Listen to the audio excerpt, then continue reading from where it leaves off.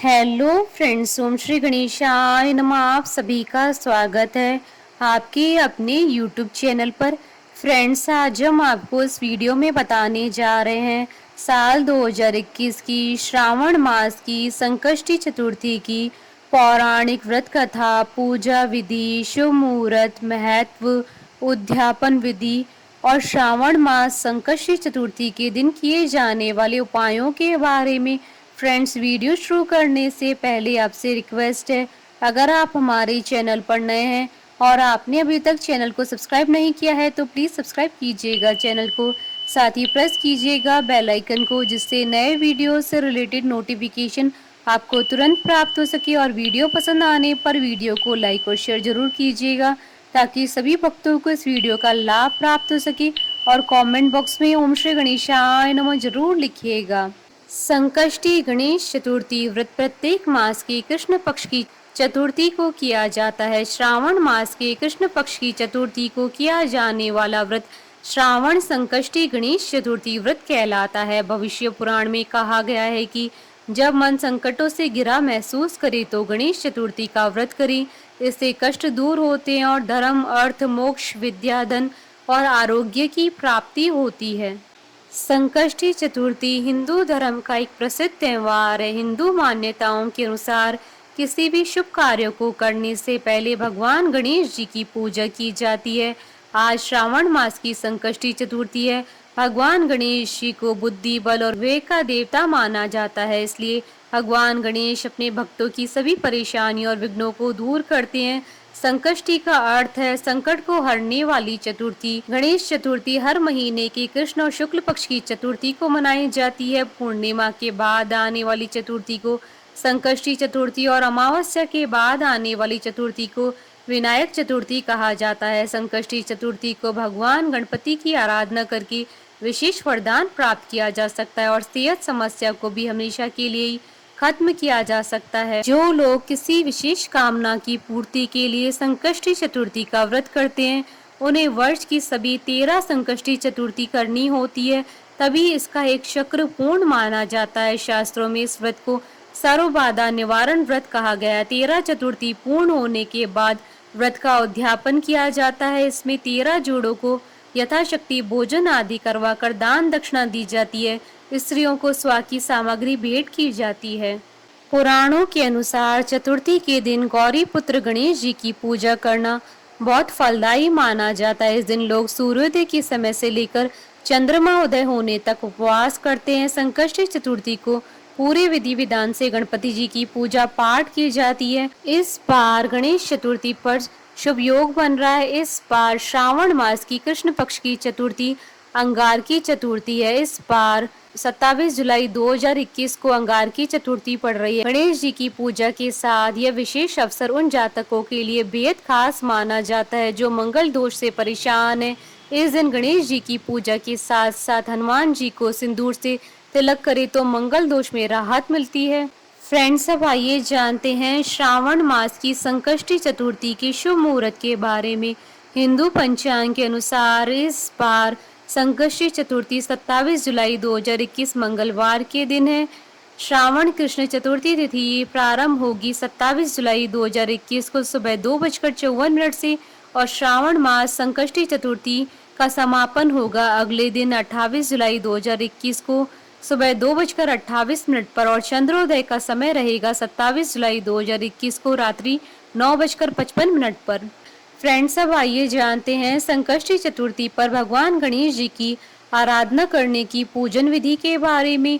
गणपति में आस्था रखने वाले लोग इस दिन उपवास रखकर उन्हें प्रसन्न कर अपने मनचाहे फल की कामना करते हैं। इस दिन आप प्रातः काल सूर्योदय से पहले उठ जाएं। व्रत करने वाले लोग सबसे पहले स्नान कर साफ और धुले हुए कपड़े पहन ले। इस दिन लाल रंग का वस्त्र धारण करना बेहद शुभ माना जाता है और साथ में यह भी कहा जाता है कि ऐसा करने से व्रत सफल होता है। स्नान के बाद गणपति जी की पूजा की शुरुआत करें। गणपति जी की पूजा करते समय जातक को अपना मुंह पूर्व या उत्तर दिशा की ओर रखना चाहिए। सबसे पहले आप गणपति जी की मूर्ति को फूलों से अच्छी तरह से सजा ले। पूजा में आप तिल, गुड़, लड्डू, फूल, तांबे के कलश में पानी, धूप, चंदन, प्रसाद के तौर पर केला या नारियल रखें।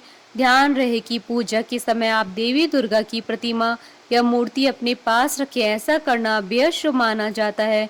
गणपति जी को रोली लगाएं, फूल और जल अर्पित करें। संकष्टी को भगवान गणपति जी को तिल के लड्डू और मोदक का भोग लगाएं। गणपति जी के सामने धूप दीप जलाकर ओम गण गणपते नमः मंत्र का 108 बार जाप करें। पूजा के बाद आप फल, मूंगफली, खीर, दूध या साबूदाने को छोड़कर कुछ भी न खाएं। बहुत से लोग व्रत वाले दिन सेंधा नमक का इस्तेमाल करते हैं, लेकिन आप सेंधा नमक नजरअंदाज करने की कोशिश करें। शाम के समय चांद निकलने से पहले आप गणपति जी की पूजा करें और संकष्टी व्रत कथा का पाठ करें। पूजा समाप्त होने के बाद प्रसाद बांटे। रात को चांद देखने के बाद व्रत खोला जाता है। इस प्रकार संकष्टी चतुर्थी का व्रत पूर्ण होता है। फ्रेंड्स, अब आइए जानते हैं संकष्टी चतुर्थी के दिन किए जाने वाले उपायों के बारे में। अगर विवाह में बाधाएं आ रही हैं या शादी के लिए कोई सुयोग्य लड़का या लड़की नहीं मिल पा रहा है तो गणेश जी को गुड़ की 21 गोलियां एवं दूर्वा अर्पित करनी चाहिए। इससे विवाह में आने वाली बाधाएं दूर हो जाती है और शीघ्र विवाह के योग बनते हैं। अगर व्यापार में तरक्की या नौकरी में प्रमोशन पाना चाहते हैं तो गणेश चतुर्थी पर पीले रंग के बप्पा की प्रतिमा को अपने घर पर ले आएं और उनका पूजन करें और 5 हल्दी की गांठें गणेश जी को अर्पित करें। साथ ही गांठें अर्पित करते समय श्री गणाधिपते नमः मंत्र का जाप करें। पैसों की तंगी को दूर करने के लिए शुद्ध घी और गुड़ का भोग लगाना चाहिए। भोग लगे गुड़ और घी को गाय को खिलाएं। ये उपाय चतुर्थी के दिन से शुरू करके अनंत चतुर्दशी तक करें। इस उपाय को करने से पैसों से जुड़ी समस्याएं दूर होने लगेंगी। गणेश जी गजमुख हैं, जिसके कारण उन्हें गजानन कहा जाता है। गणेश चतुर्थी के दिन हाथी को चारा खिलाना चाहिए। इससे गणेश जी प्रसन्न होकर आपकी राह में बार बार आने वाली परेशानियां दूर करते हैं और सारे संकटों से आपकी रक्षा करते हैं। इस दिन गणेश जी के मंदिर में जाकर भगवान का दर्शन और प्रार्थना करनी चाहिए। घर में सुख शांति के लिए गणेश चतुर्थी के दिन घर में गणेश यंत्र की स्थापना करनी चाहिए। यह यंत्र बहुत ही लाभकारी और शुभकारी होता है। मान्यता है कि इस यंत्र को घर में स्थापित करने से घर में सकारात्मक ऊर्जा का संचार होता है। साथ ही किसी भी तरह की बुरी शक्तियां घर में प्रवेश नहीं करती हैं। फ्रेंड्स, अब आइए प्रारंभ करें श्रावण मास संकष्टी चतुर्थी की पौराणिक व्रत कथा। गणेश भक्तों के लिए संतान आदि प्रदायक कथा। ऋषिगण पूछते हैं कि हे स्कंद कुमार, दरिद्रता, शोक, कुष्ठ आदि से विकलांग, शत्रुओं से संतप्त, राज्य से निष्कासित राज, सदैव दुखी रहने वाले, धनहीन, समस्त उपद्रवों से पीड़ित, विद्याहीन, संतानहीन, घर से निष्कासित लोगों, रोगियों एवं अपने कल्याण की कामना करने वाले लोगों को क्या उपाय करना चाहिए जिससे उनका कल्याण हो और उनके उपरोक्त कष्टों का निवारण हो। यदि आप कोई उपाय जानते हो तो उसे बतलाइए। स्वामी कार्तिकेय जी ने कहा, हे ऋषियों, आपने जो प्रश्न किया है उसके निवारार्थ में आप लोगों को एक शुभदायक फल बताता हूँ, उसे सुनिए। इस व्रत को करने से पृथ्वी के समस्त प्राणी सभी संकटों से मुक्त हो जाते हैं। यह व्रत राज महापुण्यकारी एवं मानवों को सभी कार्यों में सफलता प्रदान करने वाला है। विशेषतः यदि इस व्रत को महिलाएं करें तो उन्हें संतान एवं सौभाग्य की वृद्धि होती है। इस व्रत को धर्मराज युधिष्ठिर ने भी किया था। पूर्व काल में राज्यच्युत होकर अपने भाइयों के साथ जब धर्मराज वन में चले गए थे तो उस वनवास काल में भगवान श्री कृष्ण ने उनसे कहा था। युधिष्ठिर ने भगवान कृष्ण से अपने कष्टों के क्षमानार्थ जो प्रश्न किया था उस कथा को आप श्रवण कीजिए। युधिष्ठिर पूछते हैं कि हे पुरुषोत्तम, ऐसा कौन सा उपाय है जिससे हम वर्तमान संकटों से मुक्त हो सके।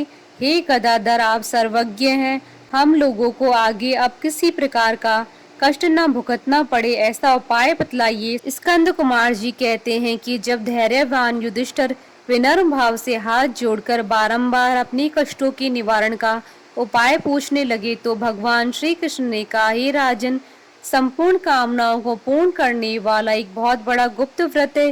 हे युधिष्ठिर, इस व्रत के संबंध में मैंने आज तक किसी को नहीं बतलाया है। हे राजन, प्राचीन काल में सतयुग की बात है कि पर्वतराज हिमालय की सुंदर कन्या पार्वती जी ने शंकर जी को पति के रूप में प्राप्त करने के लिए गैन वन में जाकर कठोर तपस्या की, परंतु भगवान शिव प्रसन्न होकर प्रकट नहीं हुए।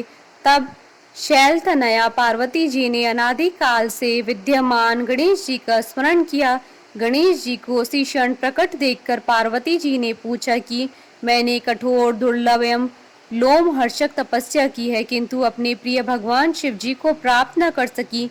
वह कष्ट विनाशक दिव्य व्रत जिसे नारद जी ने कहा है और जो आपका ही व्रत है, उस प्राचीन व्रत के तत्व को आप मुझसे कहिए। पार्वती जी की बात सुनकर तत्कालीन सिद्धिदाता गणेश जी उस कष्टनाशक शुभदायक व्रत का प्रेम से वर्णन करने लगे।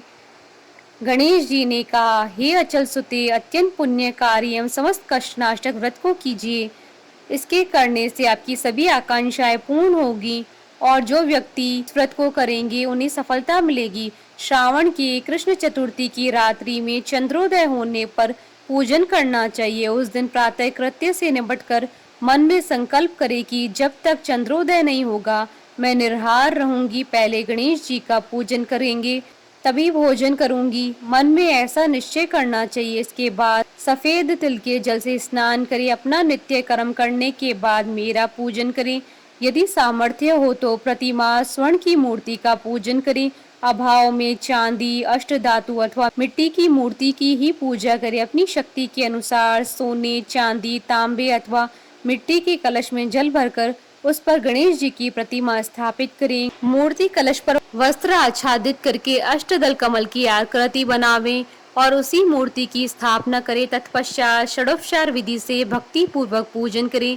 मूर्ति का ध्यान इस प्रकार से करें, हे लंबोदर, चार भुजा वाले, तीन नेत्र वाले, लाल रंग वाले, हे नील वर्ण वाले, शोभा के भंडार, प्रसन्न मुख वाले गणेश जी, मैं आपका ध्यान करता हूँ या करती हूँ। हे गजानन, मैं आपका आह्वान करता हूँ या करती हूँ। हे विघ्नराज, मैं आपको प्रणाम करती हूँ। यह आसन है। हे लंबोदर, यह आपके लिए पाद्य है। हे शंकर सुमन, यह आपके लिए अर्ध्य है। हे उमापुत्र, यह आपके स्नानार्थ जल है। हे वक्रतुंड, यह आपके लिए आचमनीय जल है। हे शूर्पकर्ण, यह आपके लिए वस्त्र है।